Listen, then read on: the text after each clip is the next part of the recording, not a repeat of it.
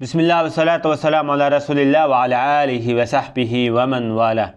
Muhammed İbni İsmail el-Bukhari rahmetullahi aleyhine Sahih Bukhari namlı kitabındaki dersimizin devamında bugün ilim hakkındaki kitabının tüvendeki babını okuyumuz. Bu babda İmam Bukhari için naklediyor. Bir kısım kişiler ilim ügündüğün kişilerine nispeten ma'lum bir günde bektip bas qanda buludu. Şununki bayan hakkında toxtuldu. Enver Şah Keşmiri rahmetullahi aleyh bu babqa bir narsani qayd qilgan. Yani bundaq belgil bilan mesela bidat bo'lmaydi. Ma'lum kunni bekitib, shu kunda ma'lum bir ish qilishni to'xtalgan bo'lsa, bu bidat bo'lmaydi degan.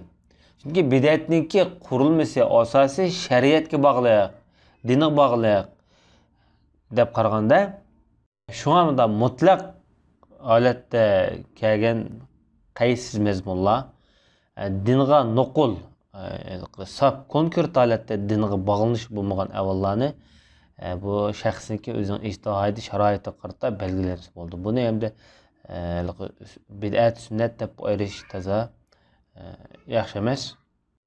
Endi bu babningki tungi hadislar bilan qanday munosabati bor. Zerikib qolmaslik uchun mesela arlab so'z qilib beradi. Yoki dars o'tadi degan bir babni o'qidik, hadisni o'qidik. Shuningga bir bog'lanish bor buniki. Bu babningki haqiqiy ichki mazmunini biz hadisning o'zidan ko'ra olaylik. Bu 70-numurlik bu hadisda Imom Buxoriy rahmatullohi alayhi shunday dedi. Bizga Osmon ibn Abi Shayba hadis so'zlab bergan edi deb. Bu zot Imom Buxoriyning ustozlaridan ismi Osmon ibn Muhammad al-Qozi nomli Abu Shayba o'ziniki dadasiniki kunyasi bo'ldi. Yoki Xuvasti nomi bilan mashhur. Bu odam ayni vaqtdagi Kufada yashagan, Kufadagi danglik hadisshunos mufassir ekanda. Bu kishi masalan Imom Buxoriy, Imom Muslim, Abu Davud, Ibn Majah qatorliq kishilarga hadis so'zlab bergan. Undaqda shogirdlari bir-biridan sarxil. Bu kishining ustozlarimi mashhur. Masalan Vaki deymiz, Sufyan ibn Uyayna deymiz, Abdullah ibn Mubarak qatorliq kishilardir. Ulamolar bu zot baho bergan vaqtida masalan ishonchlik, omonatdor Ahmad ibn Hanbal bu kishiga baho berganda men buni yaxshi deb bilmayman deb undaq baholarni bergan. Undaqda ulamolarning ba'zisi nihoyat yaxshi. Bu odam 239-yil hijriyada shu vaqtda o'lib ketgan. Bu zot deydi hamda bizga Jarir hadis so'zlab bergan edi deydi. Jarirul Zibi nomi bilan mashhur. Bu odam hijriya 188 o'lib ketganda, milodiy 84 undaqda. İsmi Jarir ibn Abdulhamid ibn Yazid nomi bilan mashhur. O'zi ishonchlik va qozi mashhur hadisshunos. Ko'pida yashagan mashhur buyuklardan. Bu odam Raylarda yashagan, masalan Raylarda. Ray hozirgi masalan Tehronda. Shu yerda ilm o'rgatgan. Bu kishining ustozlaridan masalan Sulaymon ibn Mihron, Sufyan as-Savri qatorliq kishilar. Abdullah ibn Mubarak, Yahya ibn Madina, Ali ibn Madina degan kishilar bu odamniki shogirdlar bo'ladi.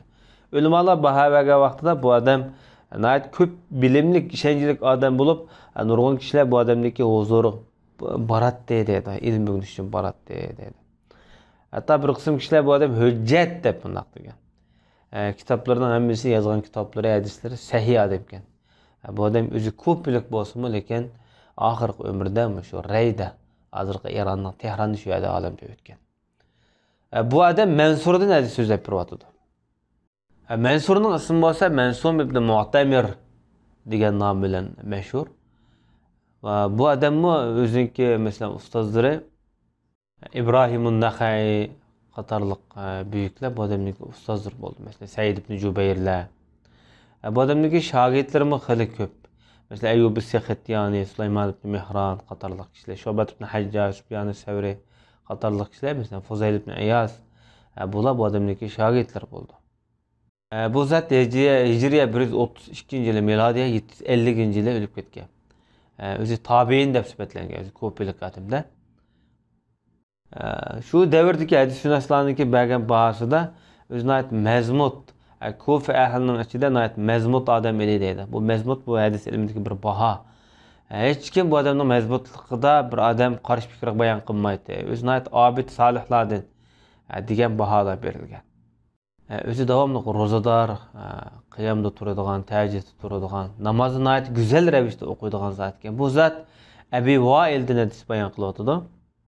Abu Vail'ning ismi Shaqiq ibn Salama ismi bilan mashhur. Bu kishiningki tarjimali boshda o'tdi. Bu zot deydi, Abdullah kishilarga har payshanba kuni va'z tabligh qilib beradi, so'z qilib beradi deydi. Bu zot Abdullah ibn Mas'ud Peygamberimizdeki sahabelerden. Bu adamga bir adam mundaq debdi. Bu adamning ismi Yazid ibn Muaviyat Naxay degan adam. Abu Abdurrahman dedi. Abu Abdurrahman degani shu Abdullah ibn Mas'udning kunyasida balasining ismi bilan atalgan. Sen bizga har kuni mushta va'z tabligh nasihat qilib bersang yoki so'zlab bersang biz shuni bek to'lim yoqtiradimman deb bu adam bu savolni qo'ygan ekan. Abdullah ibn Mas'ud shunday debdi.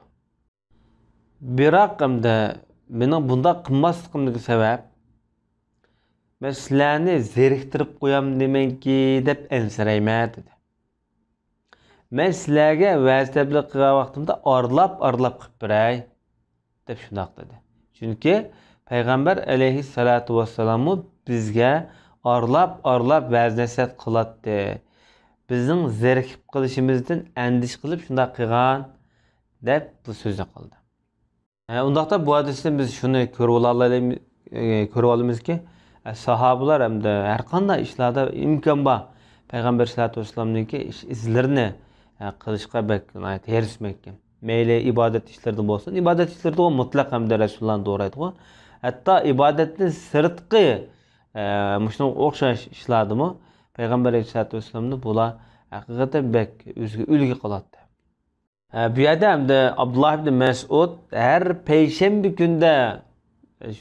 kunda bekitib, tayinlab shu kunda dars o'qitadigan bir kunni bekitgan ekan. Amaliyotda payg'ambarimiz unday qilmagan.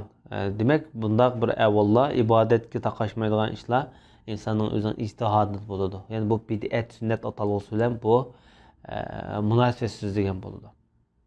Amaliyotda Abdullah ibn Mas'ud har payshanbada va'z tabligh qilishni o'ziga ixtiyor qildi, tanladi. Rasululloh qilmagan bo'lsin. Endi İmam Buxoriy rahmatullohi alayhi 71-numurli hadisningki babida yana shundoq bir so'zni keltirdi. Buningda Allah subhanahu va taolo bir insonga yoki bir odamga yaxshilikni orzulasa, Allah bu insonni dinida olim qiladi degan, yoki faqih qiladi degan. Bu yerdagi faqih so'zni yoki fiqh so'zni Anvar Shah Kashmiriy rahmatullohi alayhi tushunish, bilish, fikr, tonish, tasdiqlash degan so'zlar bilan tushundirgan. Ya'ni demak to'g'ri dinda olim qiladi, dinda ma'rifatli qiladi, dinni tushunish qiladi, dinni tushunadigan qiladi degan iboralarni ishlatgan. Buning hammasi bir-biriga munosabatli yaqin atalg'ular deb qaragan. Endi buningki yuqorqi hadislar qanday munosabati bor oldirib 70-numurli hadis bilan degan vaqtda mesela Abdullah ibn Mas'ud har payshanba kuni kishilarga va'z tabligh so'z qilib berganligi qayd qilingan. Bu yerda faqih iboratini ishlatdi. Nima ish qilgan degan vaqtda chuqur dinda olim bo'lgan, dinda ma'lum darajada tushungan odamlar boshqalarga shu din to'g'riliq va'z tabligh qila oladi, so'z qila oladi. Shunga ikkisiniki bog'lanish munosabatda. Ya'ni faqih bo'lmagan odam yoki dinni ma'lum darajada tushungan odam shu tushungan ravishda shu holatda so'z qilish fursatiga erisha oladi degan bo'ldi. Shunga bu bog'lanishi. Bu hadisda 71-numurli hadis. Bunda İmam Buxoriy shunday dedi. Bizga Said ibn Ufayr hadis so'zlab bergan edi dedi. Said ibn Ufayr bu cho'ng dadasininki nomi bilan atilib qolganda, Ufayr asli cho'ng dadasi. Asli ismi Said ibn Kasir ibn Ufayr ibn Muslim nomi bilan mashhur. O'zi Basrlik İmam Malik, Ibn Wahb, Lays ibn Sa'd qatorliq kishilardan hadis anglagan ustozdir bo'ladi bu odam. Muhammad ibn Yahya az-Zuhali, İmam Buxoriy bular bu kishining shogirdi bo'ladi. Muhammad ibn Yahya az-Zuhalimi o'zini mashhur hadisshunoslardan.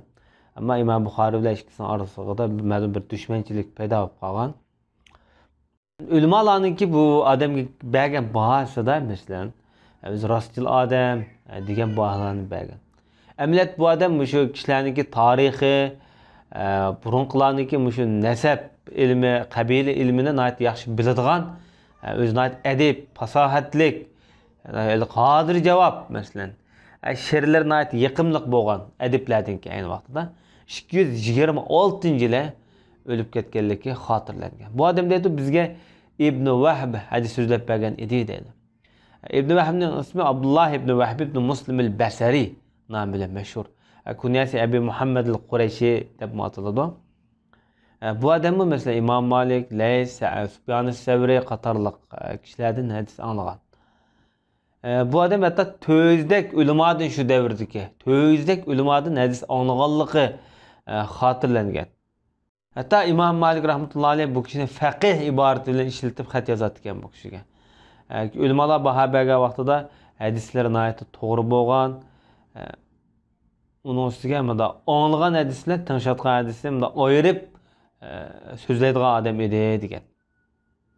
Bu kishiniki hadis qilgan rivoyatda nihoyat sahih, nihoyat mazmut deb xotirlangan. Yahya ibn Ma'in mesela ishonchlik degan baholarni berganda bu odam. Mesela İbn Abi Hatim shunday deydi. Men Abdullah ibn Vahbniki rivoyat qilgan 80 mingdek hadisga qarab chiqdim. Misrda olsun, Misrdan boshqa yerda bo'lsin. Hammasi naliqi asli yo'q hadislar emas deydi. O'rni bor, asli bor hadislar deb shunday degan. Undaqda bu odam rivoyatlar deyishcha, mesela 100 ming hadis rivoyat qilgan ekan. 100 ming. Bu büyük 125-yili tug'ilib 197-yili Misrda dunyodan ko'z yumgan. Bu zot hamda Yunusdan bayon qilyapti. Yunusningki ismi Yunus ibn Yazid al-Ayli boshda tarjimali o'tdi. Bu zot Ibn Shihobdan, Ibn Shihob Muhammad ibn Muslim Shihob az-Zuhri bu kishining tarjimalari o'tdi. Bu zot deydi Humayd ibn Abdurrahman mundaq degan edi deydi. Bu zatning tarjimalari boshda o'tdi. Abdurrahman ibn Avfning o'g'li bu kishi. Bu zat deydi men Muaviyaning mundaq deganligini anglagan edim deydi. Muaviya bo'lsa payg'ambarimizdagi buyuk sahobalardan Umaviylar xonadonligini, sulolasini qurgan birinchi xalifa va birinchi podshoh Umaviylarniki. Abu Sufyan bo'lsa dadasining ismi. Abu Sufyanning ismi Sahr ibn Harb al-Umavi. Muaviya payg'ambarimizdagi hayotida mesela ilmiy jihatdan ko'rsatgan tuhflarda bu Rasulullohning vahiylarini yozgan. Hozirgi Qur'onniki yezilishiga mushadam qalam tavratganlarning biri. Amaliyotda bu odam Makka fathisida Hijriyaning 8-yili musulmon bo'lgan. Payg'ambarimiz bilan masalan islomiyat yashagan vaqtda 3 yil taxminan. Mush davrda vahiy yezishga qatnashganda, undaqda hali shu davrdagi o'qimishliq odamlardan sanaladi. 78 yil umr ko'rgan. Hijriyaning 60-yili bu odam o'lib ketgan. Bu kishiningki ortiqchiligi nihoyatda zo'r. Bu kishiningki tarjimalarga tafsiliy qarash uchun Jaloliddin Suyutiyninki Xaliflar tarixi nomli kitobida shu yerga murojaat qilsanglar bo'ldi.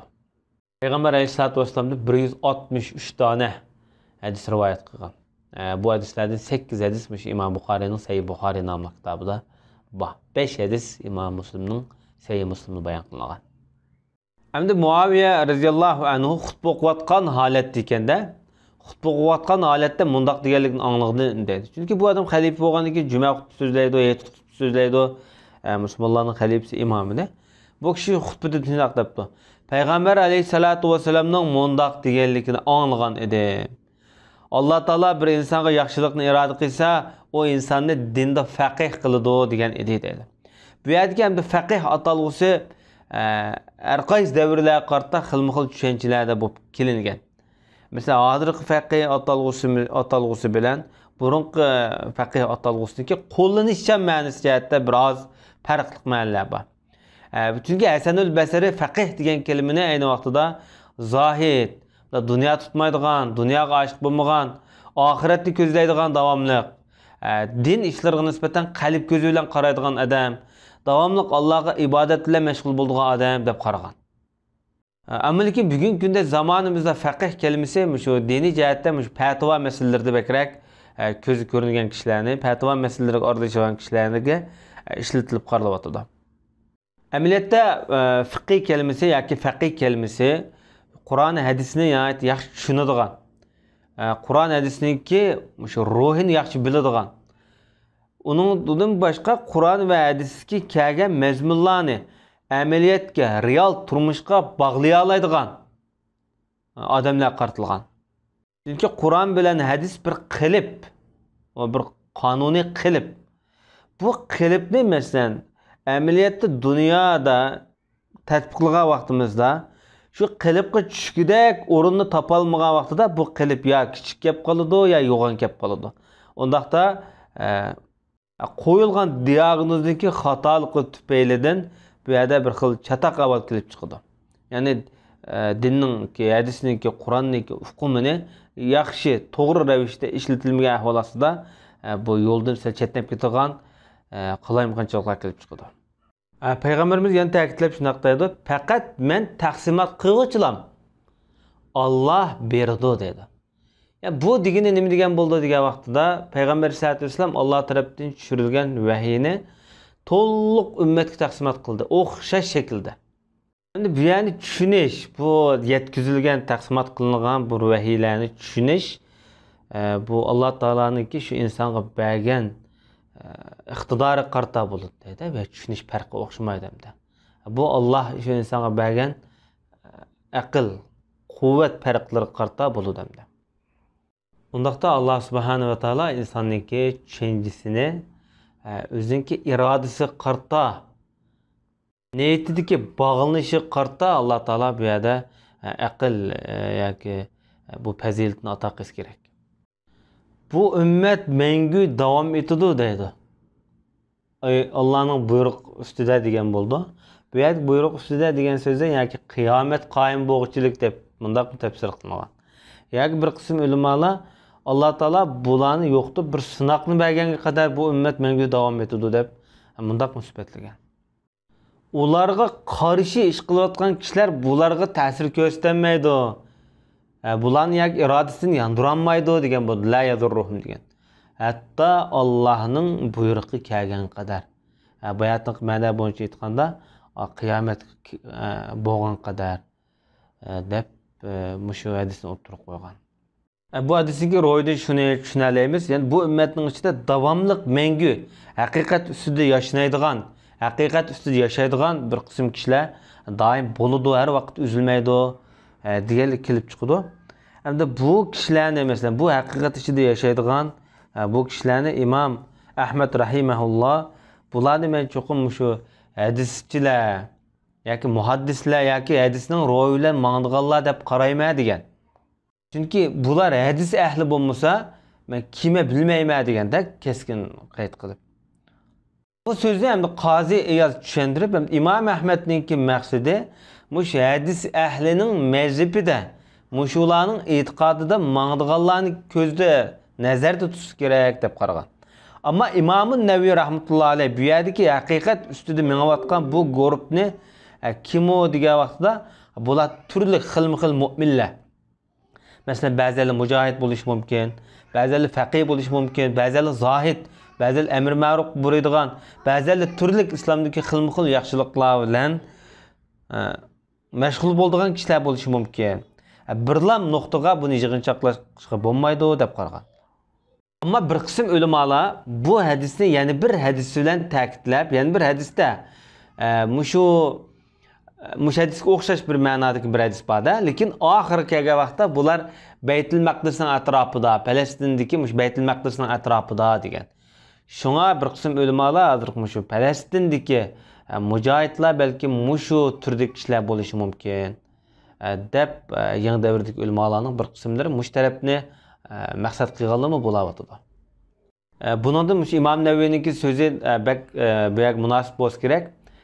Bularning ichida turlik shu din yo'lini tutib mangan xilma-xil tarafni kuchlantirib, masalan, faqih, muhaddis, mujohid, zohid, olim qatorliq. Dunyoning hamma yerida bunday kishilar nihoyatda ko'p uchraydi.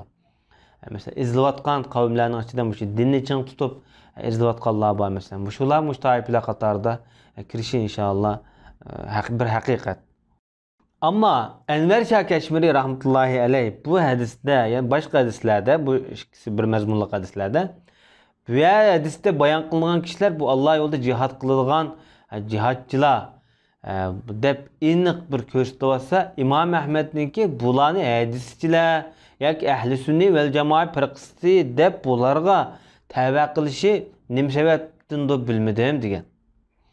Hatta Imom Ahmadga bundoq ishlarni maxfiy qilishi bu loyiq emas deb qarab, balkim İmam Ahmed hamda bularni shu ahli sunniy vel jamoa firqasidagi hadis firqasidagi odamlar deb qarashidagi sabab, chunki tarixda o'tgan har qanday o'zining dinini qo'g'digan jihatchilar, mujohidlar, bular faqat ahli sunnidan kelib chiqqan. Ahli sunniy vel jamoaning g'ayridagi islomiy firqalardan mujohid chiqqan emas degan. Tarixga qaraydigan bo'lsak, islom shuarini, islom bayrog'ini ko'targan, o'zining dinini kuchlantirish uchun qadam bosgan mujohidlar faqat va faqat ahli sunniy vel jamoa firqasidan kelib chiqqan bo'lib, qolgan islomiy firqalar qarasak, masalan Rafiziylar, Shialar qarasak, bular islomni xarob qilgan, hargizmi islomni bular kuchlantirgan emas degan. Bu Anvar Shah Kashmirininki bu yakuni nihoyat bak yaqimliq, to'g'ri, durust deb qaralgan bir qarash bo'lishi kerak.